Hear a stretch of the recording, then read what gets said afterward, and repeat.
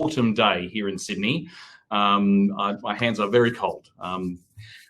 And joining us from Sydney also is Kim. But thank you again. Before we get started, let me explain how you can engage with us during this webinar. If you have any questions, you can write them in the question box on the right-hand side of your screen, and we'll answer them after Kim Sealing-Smith's presentation.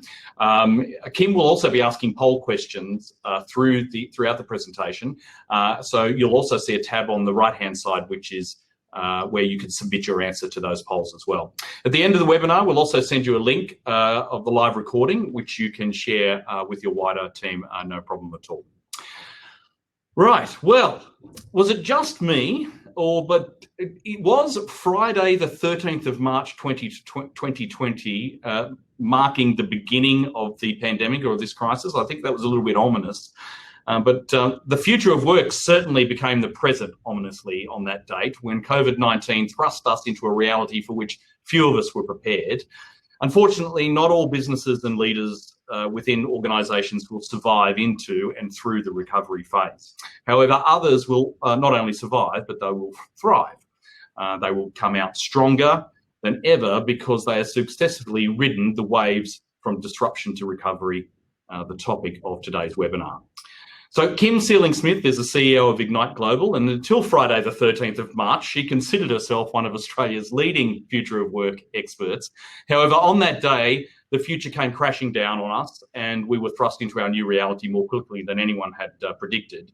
Now she helps organisations prepare for the now of work and will be helping us prepare for our economic recovery. Kim is a regular commentator for the Today Show, the AFR, and Sydney Morning Herald. She's also the author of Mind Reading for Managers, 5 Focused Conversations for Greater Employee Engagement and Productivity. I remember when Kim did a breakfast series for us when that book was launched. It was great.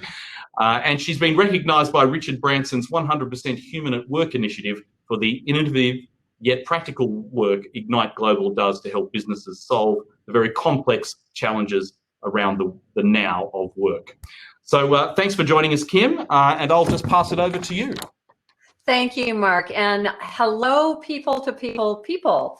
Not only did I address two people-to-people audiences when I launched my book a few years ago, but the people-to-people event in Melbourne on the 11th of March was one of the last live events that Australia held with a number of people. So I am thrilled to be back in front of the people-to-people audience. And today's topic is a little bit different, and it's a fairly new topic because obviously we have been thrust into this future very, very quickly. So I'll share my slides right now. Mm-hmm. You should be able to start seeing them in the very near future. Here we go. Okay. Let me know if you see my slides. Yes, we're all good. Thank you. Excellent, excellent. All right. So today what I'm going to be talking about is how to ride the waves from disruption to recovery. And I'll talk a little bit about how I came up with this model that I'll be walking you through. This is actually part of a 15-page insights paper, and you will all be sent the entire insights paper along with some other resources. If you've been with me before, you know that I love to give as many free resources as I possibly can. And today will be no different. Like Mark said, as we go along, please feel free to put your questions into the questions box, and we will either answer them along the way, or I'm hoping that I'll leave time for, in fact, I know I will leave time for a number of questions at the end. But this is also going to be very interactive. I'm going to be asking you to think about some of these things as we go through this model, the waves from disruption to recovery. So the first thing that I always love to get out of the way when I present to any Australian audience is the accent. Yes, as Mark said, I do live and work in Sydney. In fact, I'm doing a lot of work in Sydney, regardless of whether I am presenting here in Sydney or throughout the world. I am a future or a now of work expert. And like Mark said, it really is the now of work because the future of work arrived very suddenly. I reckon that the trends that we were seeing, and I've been talking about the future of work really since probably 2015, 2016. I didn't call it the future of work at that time because nobody was talking about the future of work, but the concepts that I was teaching, the concepts that I've been teaching almost since I started this business in 2009, we're really geared towards helping organizations get ready for the now of work as we're in now. We knew that this decade would be really ripe with disruption, and it will still be ripe with disruption. In fact, probably more so now, because COVID-19 has really not only to embark on the largest work from home experiment in the world for those of us who are lucky enough to work from home, but also some of the things that I'm seeing with my clients and with the organizations that I'm working with outside of my business, because I do have a couple of passion projects that I'm involved in, one being the 100% Human at Work initiative, which gives me a seat at the table to talk about some of these concepts. But what we're seeing is the rate of innovation and the rate of technology adoption is accelerated. And what I'm reading is it's been accelerated for about condensed a 3 to 5 year time period. So where we had expected to be by 2025, we're actually approaching now, is what I'm reading. So like Mark said, I am involved in the 100% Human at Work initiative, which allows me to have a seat at the table with some really influential figures in the world, one of which being Richard Branson from time to time, which is thrilling to have a conversation with him.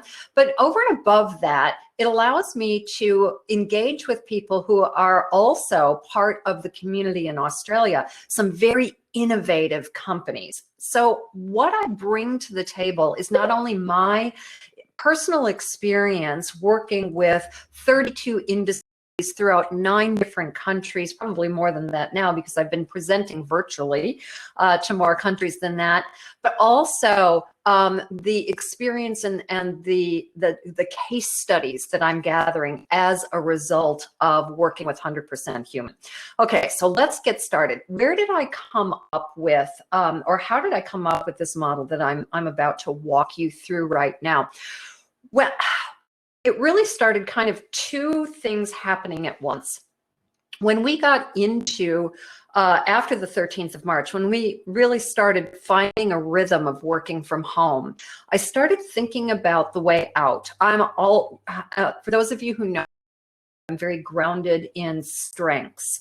I believe in helping build strengths-based organizations. And one of my strengths is as a futurist, an idea creationist. I'm always looking at the future, looking at what's next. I started thinking about what's next very early on, and having a lot more time on my hands, especially because I'm not traveling as much as, well, I'm not traveling at all, not even to clients' offices here in Sydney. So I've got a lot more time to think.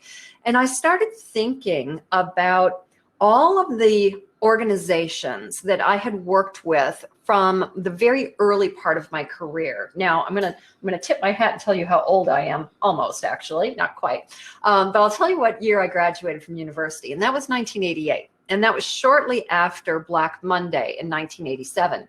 And when I graduated from uni, I went to work as first an auditor, and then very quickly as a management consultant with KPMG.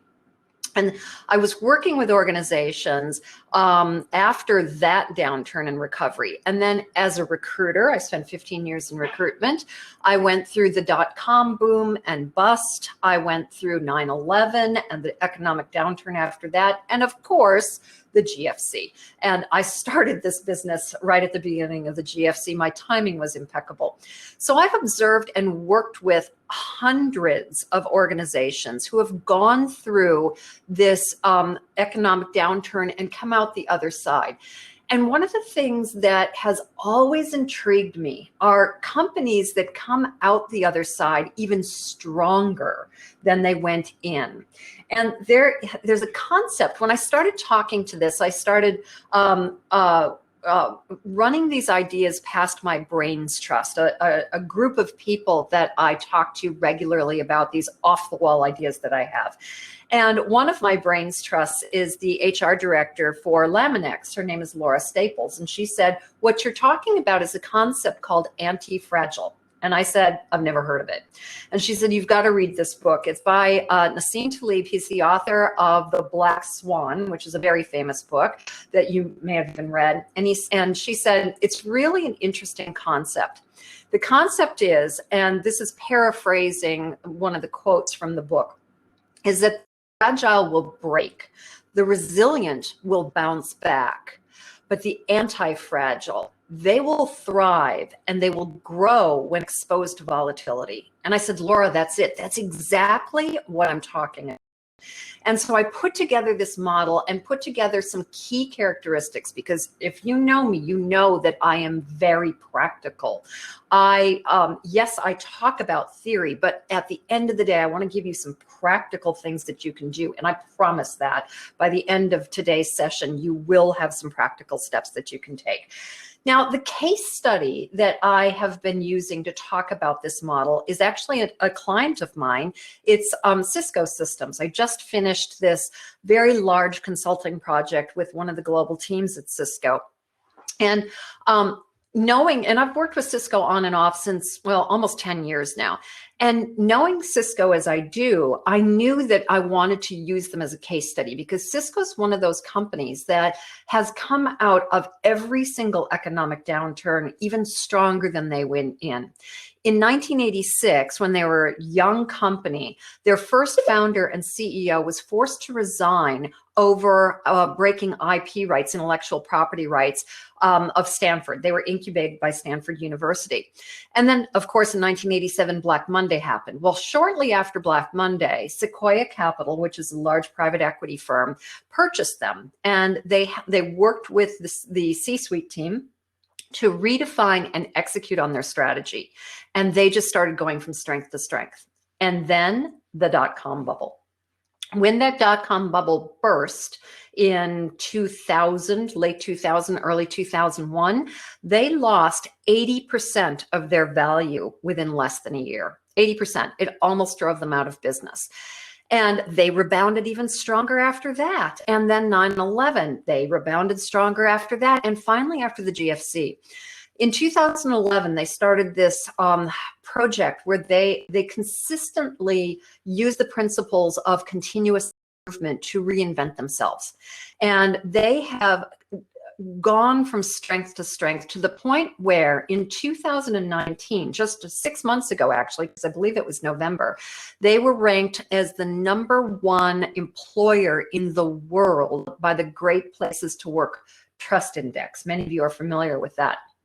And they have a whopping, an astounding 98% of employees that say that Cisco is a great place to work. So what is the difference between companies like Cisco that come out even stronger after an economic downturn and companies that barely survive, or companies that do survive but maybe lose some market share or start to lose some of their top talent? And this is one of the things that I see over and over and over again. So I want to talk through this model, and then I'm going to ask you guys to rank where you are.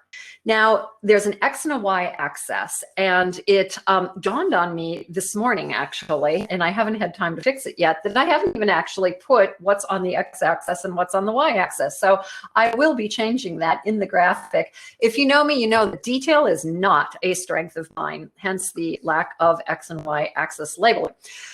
The X axis is time. It's the amount of time. And the Y axis is severity or strength. So immediately upon any kind of disruption with an economic downturn, we go into both security and survival mode. Security is a very short-lived phase. The security phase with COVID-19 lasted approximately well, a few days for some, to a week to 2 weeks for others, where we really asked ourselves, are we safe? Are our employees safe? Let's get everybody working from home who can. Let's roster shifts if they can't work from home.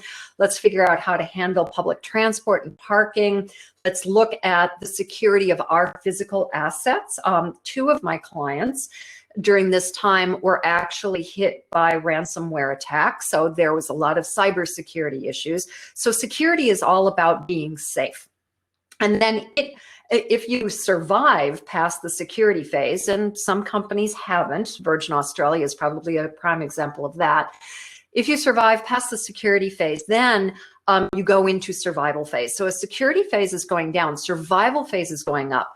Now, survival phase is the phase that we are in, and it decreases over time, as you can see.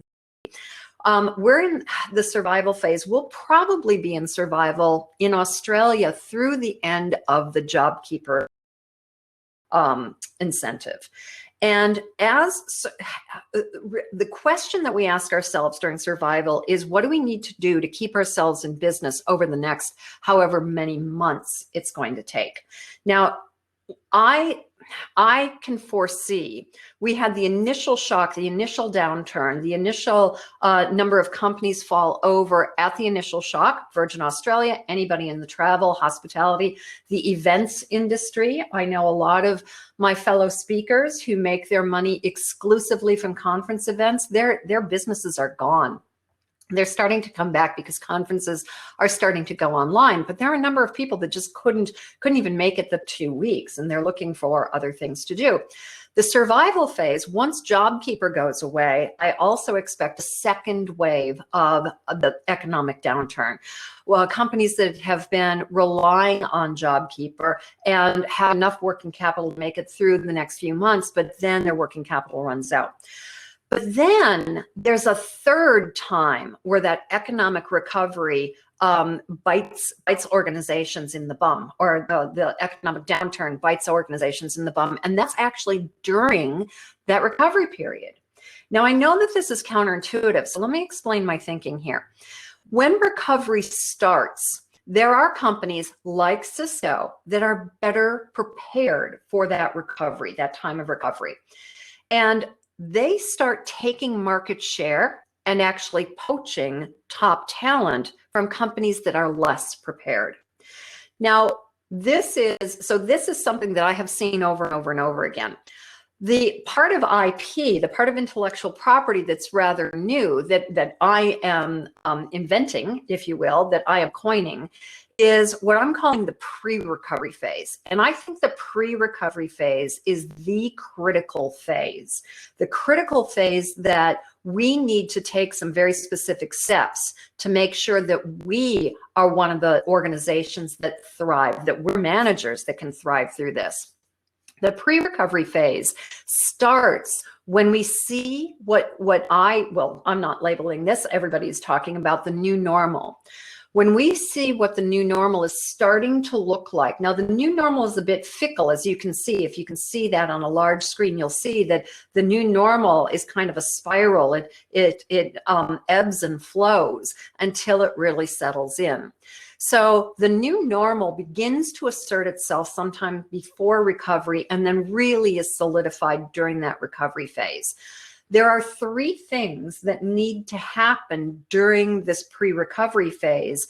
And one of them is to track the new normal and to figure out what we need to do to be able to embrace the things that we need to embrace. So before we get into that, I want to find out from you where you are. So Remy, could we launch the poll and find out where people are? Are you still in security? Are you between security and pre-recovery? Or are you firmly in pre-recovery? So I'd love to see the results when you get that done, Remy.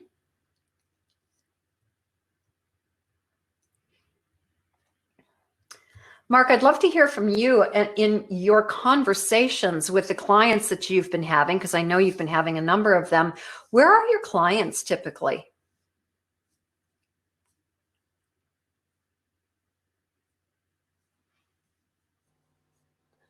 Hey, Kim. Sorry, Mark is going to come on stage very soon. I've just posted the poll. So if you look at the poll section, you should see the numbers popping. Great. Let me do that. I will unshare my screen. Hang on just a second.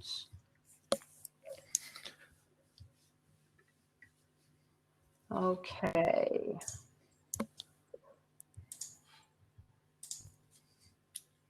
Okay, so I see, have we closed the poll? It's still running right now, but I think the numbers are pretty much are slowing down. Great. Give everybody a few more seconds to complete the poll. And then when it's complete, let's see the results. Where is everybody? I finally worked out how to get myself on stage, Kim. So sorry about that. I'm here talking to myself for the entire time. So in answer to your question, I think it depends on which industry and almost which geography that you're in. So there's a real mixed bag out there at the moment. If I was pressed on it, I'd say that most of our clients are in that sort of survival to pre-recovery phase. A lot of people who are still very uncertain, and I think that's reflected in all the statistics that are around. So I know that's not really. I don't think there'd be any surprises in that everybody is still in that. They're moved beyond the survival phase, as you suggest, and they're now waiting basically to see what next. Yeah. That's exactly what I'm finding as well. So Remy, can we see the results of the poll? What do our callers say? So if you look at the poll results, so 10% are saying it's survival, which is they are on the survival phase. 50% are actually saying that they are between survival and pre-recovery. 28% are saying that they are in the pre-recovery phase, and finally 12% are very lucky and they say that businesses haven't been affected by the actual crisis. Oh, that's excellent. That's excellent. Glad to hear that. Yep, that pretty well tracks with what I've been talking about, or with the clients that I've been talking to, the companies that I've been talking to as well. Excellent. Well, thank you, Remy. So let me start my slideshow again. Okay, so what do we need to look at? What do we need to look at? What are those factors that will indicate whether or not we come out weaker or stronger after the economic recovery? I think that organizations must do two things. And the second thing that they do, there are two subcomponents of it. First, they must track that new normal as it begins to reveal itself. And they must make their best guess as to which trends will become a permanent part of the new normal.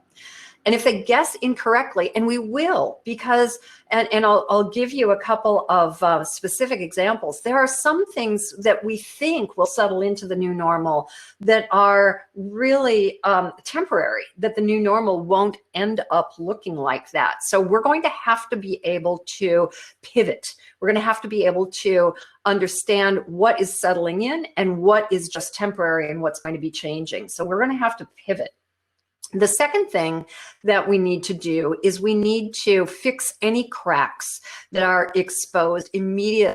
So I've been talking to a lot of companies that have said that they have realized that either the leaders that they have in the business or the employees that they have in the business are probably not right for the role. There were a number of people that I've talked to that have said that the employees that were borderline either rose or fell, and that they're making some pretty tough commercial decisions about the ones that have fallen down, the ones that are proving not to be the right people. Tougher decisions that need to be made around leaders, because there are some very specific things that leaders are going to need to do in the short to medium term and then into the next day. So I'll talk a little bit about that. So I want to find out, well, I want to talk a little bit about the new normal and then ask you some questions about that as well. So the new normal, what do we need to track? Now, remember that the new normal is not one of these phases. It's not actually a wave. It's really a phenomenon that begins to assert itself sometime after the initial disruption. And it change and shift until it settles in. And sometimes some of these concepts that we're seeing won't actually settle for months, if not years after the fact. So we really have to be constantly monitoring it. So it can be a little bit fickle, but as challenging as it is, it's something that organizations have to do. So when we track the new normal, what do we need to look at? We need to look at things like our clients and our customers. Are we serving the ones that we need to serve? Are they going to shift? Are the demands for our products and services going to change? Are the geographies that we're able to operate in going to change? I was talking to one of my Kiwi clients, actually. I know we've got some Kiwis on the call. And I was talking to the MD of a solid, very strong, but only medium-sized engineering consultancy. And he's saying that this is actually going to give them the opportunity to compete on a global basis because more things are being done virtually. So how is it going to change your geographies? Do you need to look at pricing? Do you need to look at supply chain? Do you need to look at the workflows, the workforce expectations? One of the things that I'll share with you after today is some research that I did just with my own community and on LinkedIn, and some of you may have participated in it, but 42% of the people that I surveyed have said that they think that working from home will be a large component of the new way of life. We've proven that we can do it. We've proven that we can be actually more productive and that we can perform at a higher level. So 42% of your employees are, if they track with my average, are expecting a high work from home component. And then operational features, how are we going to change? Now, I want to bring out two things before I ask you what your new normal looks like, what things might change for you guys. And two of the things are, the two things that I wanted to bring out is that, as I said before, some of what we're tracking that we think might be part of the new normal may not be. And I think that the biggest example of this is the skills shortage.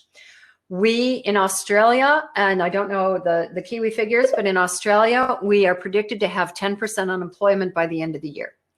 And that's actually, I think, a pretty modest amount. If you look at our friends in my home country of the US, that's not a bad number because the US is looking at double that. Now, that does not mean, however, that the skills shortage is going to go away. It's not. Well, how can you say, Kim, you're telling us that we're going to have huge unemployment and yet we're going to have a huge skills shortage? Yes. Remember when I said at the beginning that we are accelerating some trends that we knew we were going to experience by 2025. This is one of them. There's going to be a huge disparity. The research that McKinsey put out a few years ago said that by 2025, there's going to be 20 million people unemployed globally. I think that in the short term, that's going to be higher due to COVID-19. And yet there are going to be 85 million jobs for which we cannot find people. Now, McKinsey said that our figure here in Australia is 1.4 million. And Korn Ferry actually last year, about a year ago at this time, said that that was right on track. So what we're seeing with the adoption of technology and with the acceleration of innovation is that roles are changing lightning fast. So as organizations, as leaders, as HR practitioners, we have to figure out what our workforce is going to look like, what we can automate, what we can innovate, and what those roles will consist of.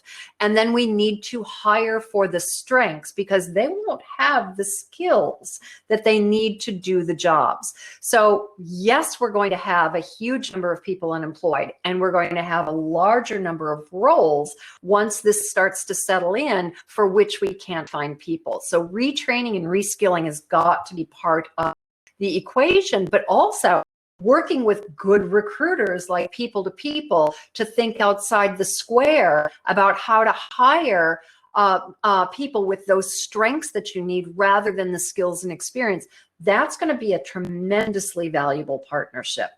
The second thing that I want to talk about, and there's a lot of research coming out on this right now, is office space. We've proven we can work from home. 42% of employees say that they want to be able to work from home a large percentage of the time that they're at work. Now, obviously there are some people who don't. And as I think a lot of organizations are also going to use decreasing a commercial office footprint as a cost reduction strategy. So what is the office going to look like, and how do I was doing an executive, well, in fact, I was presenting this to the executive team, a global executive team for a large manufacturing company here in Australia. And the MD of the company said, you know, gone are the days that we can treat offices like battery hen cages. He said, we're going to have to provide social distancing, or as I like to call it, physical distancing within the office environment. So what are our offices going to look like? So this is something that the jury's not out yet. And I think that this is something that we can see moving one way, but then it might pivot very quickly to another way. So this is why we have to track that new normal. So I'd love to hear from you. Put some notes in the chat box. What does your new normal look like? What are the things that you're going to have to look at to track your own new normal? And then I'm going to get into the two main questions and the factors that we need to look at in this pre-recovery phase. So I'll give you just a couple of minutes to track the new normal. Now, Mark, if you can figure out how to put yourself back on stage, I'd love to hear from you what People to People is looking at in terms of the new normal that you're looking at. How are you going to serve your clients, serve your customers? I know you guys well enough to know that that is really high on your agenda. Yeah, there's a lot of work. I mean, obviously the social distancing or physical distancing element has unforeseen or probably very practical implications for recruitment agencies. So the biggest one, obviously, is interviews. So the trend to the push forward on interviews, how those interviews are undertaken, that is very much a new normal for us. And how to solve that problem? Do we do fewer interviews? Do we do more interviews? Do we use video as a pre-screening tool? We're investigating chatbots for the volumes of applications for lower skills, for example, we've been working a lot with customer service teams. There's a lot of onshoring of customer service teams, etc. And so when you put out to the market that you're looking for customer service people, you are inundated. So the amount of work that's required to actually screen those candidates, if it was a face-to-face interview or a telephone call, there needs to be work on that. So all that technology that's required before the person actually sits in front of you as a client, there's a lot of work that we're having to do on that. And we have to change our behaviour. So still a lot to learn. We're not entirely sure exactly how it's all going to land, but we're experimenting with a lot of tools right now. Yeah. There's some great comments coming through the chat box. A lot less travel. I said this morning, this is the second webinar that I've done today, and I said this morning that, you know, my life prior to COVID was looking at my Qantas account going, how many more status credits do I need to make platinum? And now I am loving just working out of my office and being able to do so much virtually. And I love to travel, and I'm sure that I will again. Understanding of technology, online training. Aaron, I could not agree with you more about how companies are embracing outcome, a focus on outcomes instead of time in, instead of time in the office. I think that that's definitely something that we need to do. Open discussion on mental health, more resilience training. I'm hearing a lot of that and human approach to the organization, looking at not only the commercial factors but the human factors. And you can see my 100% human at work posters behind me. So great, excellent, guys. Thank you for that.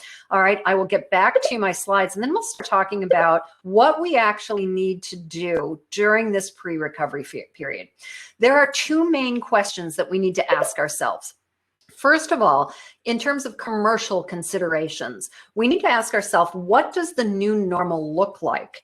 And what do we need to do differently to serve customers, secure our supply chain, protect our employees, and weather any sub-shocks that may occur? And there will be sub.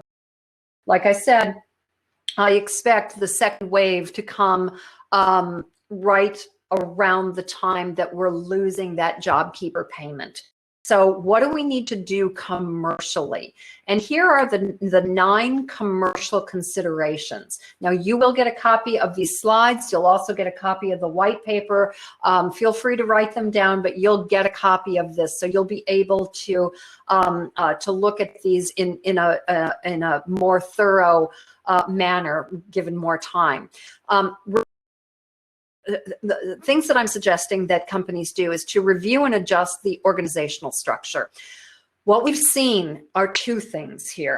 We have seen the structure that we need to initially weather the storm is we need a cohesive decision-making process and a cohesive communication process. And that kind of bleeds into number 9, the communication plans. Initially, it might be advantageous to have a centralized decision-making process company-wide. But then what we're seeing is, in order to be innovative and in order to really serve our customers well, to interact with suppliers and to work with our human beings, work with our employees, work with our staff, we have to decentralize that decision-making process. Now, this is something that I've been talking about for a very long time. This is a trend that we have seen over the last more than a decade. The companies that are thriving are decentralizing their decision-making, their communication structures. We need to review and adjust our strategic and marketing plans because the world has changed. We need to potentially review just the products and services that we offer. We certainly need to review our client service. Good enough is not good enough anymore. And as we start to enter into the recovery phase, the real recovery phase, not just coming out of isolation, but really truly where we see economic growth again, we are going to see that organizations are going to be going after market share with a vengeance. And in some industries, they're going to be racing each other to the bottom because they're going to be competing on price. In order to preserve margin, you can do that with client experience. But we might need to look at our pricing as well. Looking at supply chain, if you, like the manufacturing company that I was dealing with yesterday, if you have a lot of inputs, materials that you source from overseas, you are very likely going to have to source them from other areas. And one of the things that I see is a real revival of the Australian manufacturing industry sector. I think that this is a real opportunity to bring some manufacturing back to Australia. I really hope that that happens. We certainly need to make sure that our crisis and disruption and off-site plan and site recovery plans are robust. This may not be the only pandemic that we face in the next decade. This certainly will not be the only disruption that we face in the next decade. So we need to make sure that we're prepared. And hopefully this has been a real good dry run for everybody.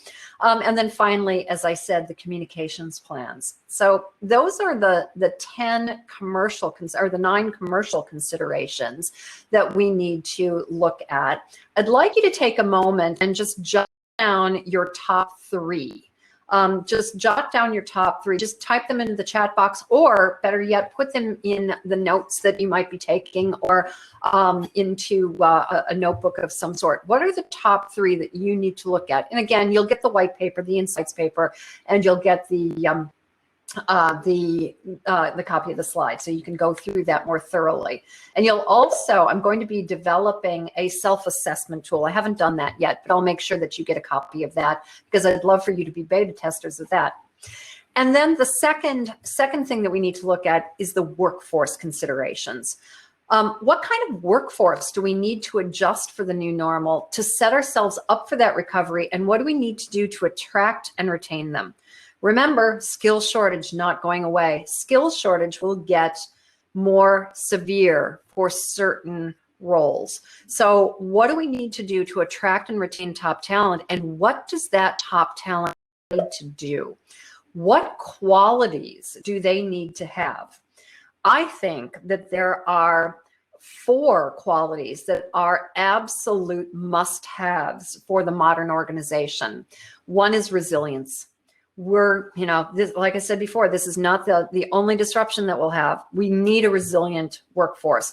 We need to assist and support our workforce with resiliency training. That's some of the things that you talked about when I asked you what your new normal looked like. Absolutely, really important.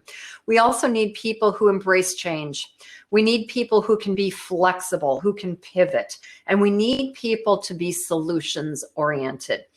Now, let me say this loud and clear. We also need to allow them to be solutions oriented. I go back to my manufacturing client from yesterday. One of the plant managers based in the US, so I can dub them in, they're not Australian, but one of my manufacturing plant managers, he was amazed at the innovation of the people working the line, because they were doing rostered shifts. But when they came in, they decided that they wanted to protect themselves and protect their coworkers. And they came up with really innovative solutions. They came in on their downtime when the lines were down, when they were not being paid, and they put up shower curtains between workstations. They actually, in one case, they did a GoFundMe campaign to put in additional hand washing stations. They did this off their own back. And I said to the plant manager, I said, would you have said that your workforce was innovative and solutions oriented prior to this happening? And he said, no, I wouldn't. To his credit, he was honest. He said, no, I wouldn't have. He said, but necessity forced them to be. And I thought to myself, that's partially true. But the other thing is that you allowed them to be. What I see so many times is organizations that they want their people to be solutions oriented, and yet when they come up with ideas, they quash them down, or they don't have an environment or a culture where they feel comfortable bubbling up ideas. So we need to make sure that everybody's voice is heard, because your people do want to be innovative, do want to be solutions oriented, but we need to make sure that we hire those and that we retain them. So there are 10 factors here that we need to do, that we need to look at. We need to have a workforce plan. It is non-optional. Now, when I first started teaching about workforce plans, I said, go out 5 years. That is no longer the case. In fact, over the last few years, I've said 3 years. Now I'm saying 18 months to 2 years. And one of my clients is doing a 6-month workforce plan, a 12-month workforce plan, an 18-month workforce plan. And that's going to be changing. And that's going to be, they're going to be revisiting it as they track the new normal. Evaluate your current workforce and make any necessary changes. We need to be more humanistic in how we treat our employees, yes. And if we're running a business, we also need to make some tough commercial decisions. If we don't have the right workforce, good enough is not good enough anymore. We need to make sure that we hire the right people, that we retain the right people. And we might have to make some tough decisions about freeing up people's future if they are not performing adequately, and if they don't have those strengths, the resiliency, the ability to embrace change. We need to make those tough decisions. We also need to identify strategic hires that might be available.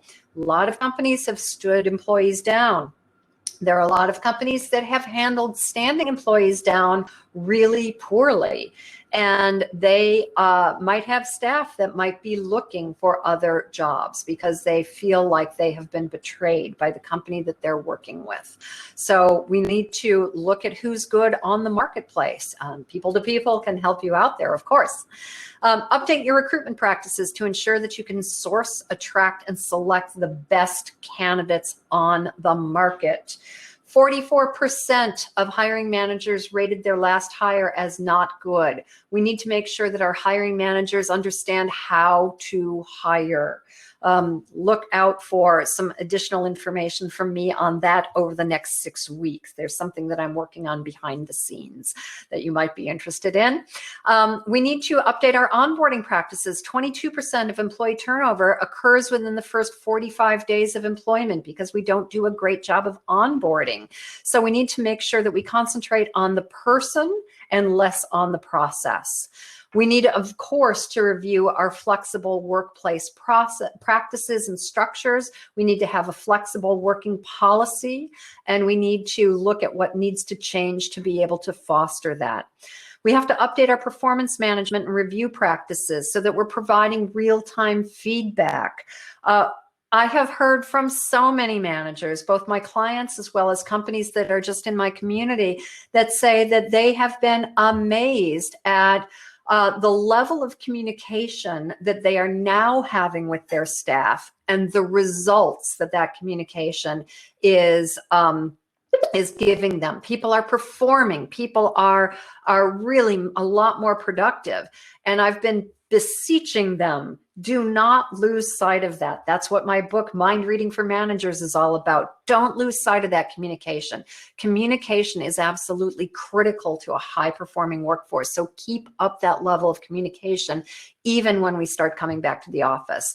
We need to evaluate our current managers and our leaders. Some may need to be upskilled, others may need to be removed. Again, those tough commercial decisions. We might need to evaluate our current remuneration. Manufacturing company is looking at reviewing their sales structure and how they remunerate salespeople because their sales process has changed dramatically. We also need to update any workforce policies that will be changing as a result of this. So again, write down your top 3, and then we are going to open it up to questions and discussions. So jot them down in the chat box, in the questions box. What are the top 3 workforce considerations that you want to look at immediately?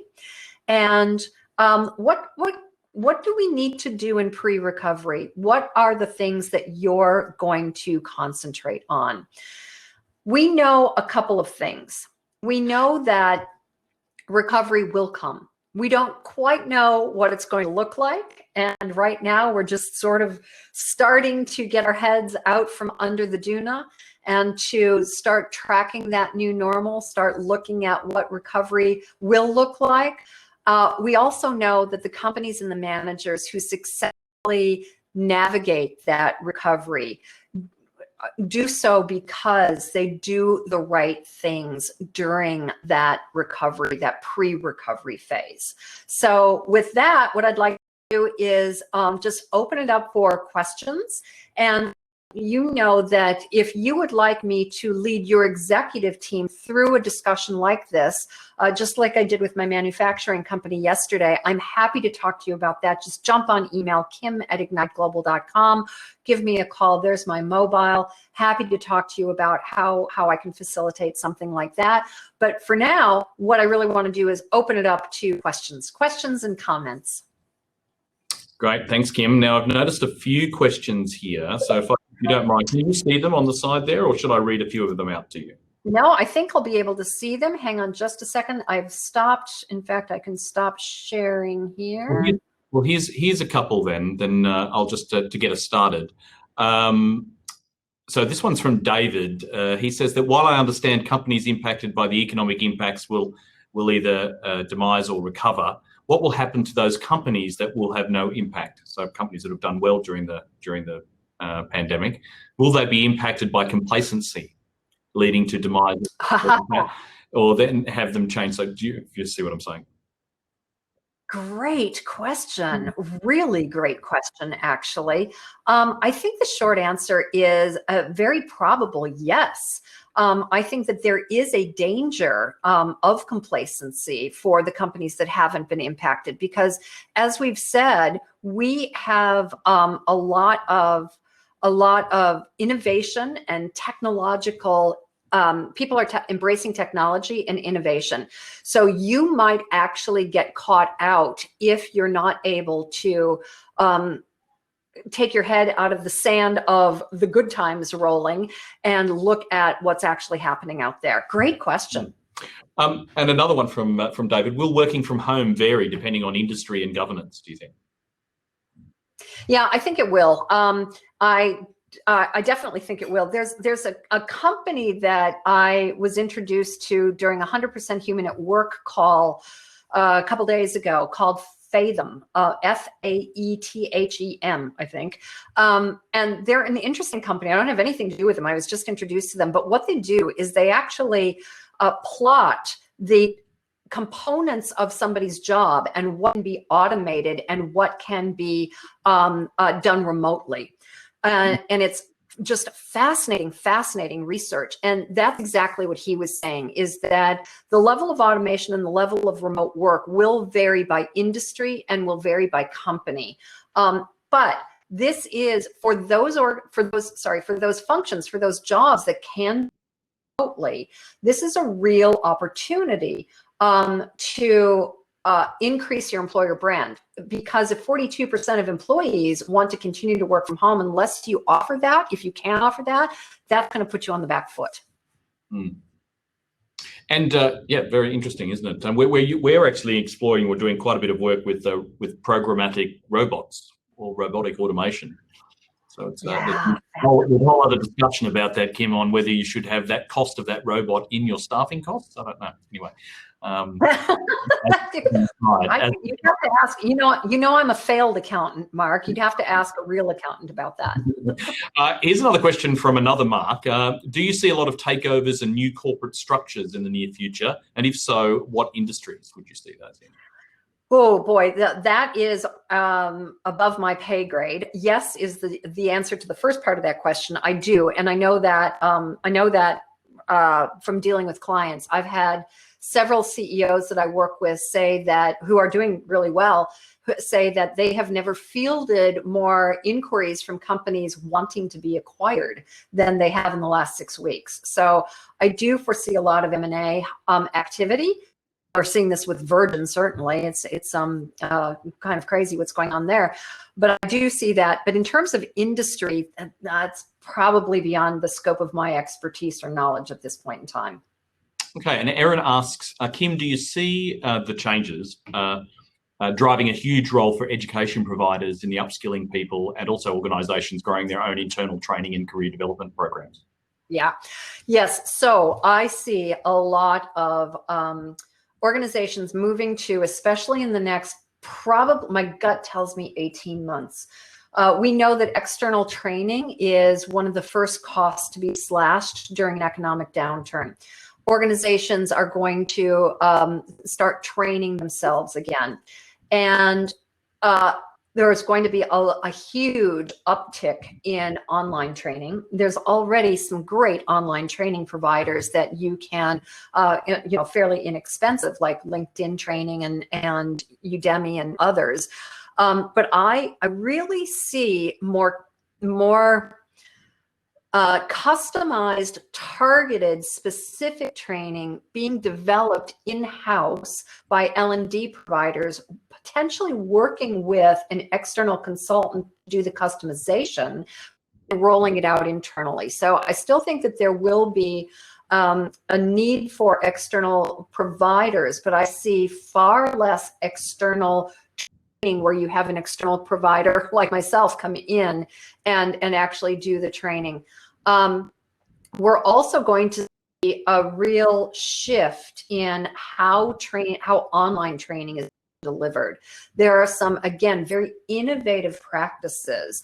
Now that people have embraced that technology, online training historically has been, let's face it, fairly boring. Now, it's come a long way in the recent past because we've got apps that can help embed that behavioral change, but it's still not been great.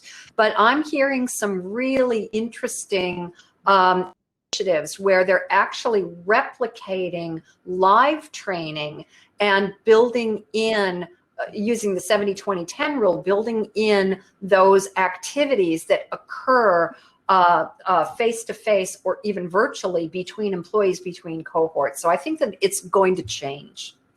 Yeah, it's very interesting. I mean, our sister company in New Zealand, Frog Recruitment, has actually been pooling candidates, instructional designers, I think they're called, to assist in online course development. So it's a very interesting part of the market as well. So I think that we've come to the end now. We've got just before 3 o'clock, so we're right on time. So once again, thanks, Kim, for all your insights today. My pleasure. We will obviously be providing a link to the recording and your contact details, and obviously the paper that you'll be providing out to all those people who have participated today.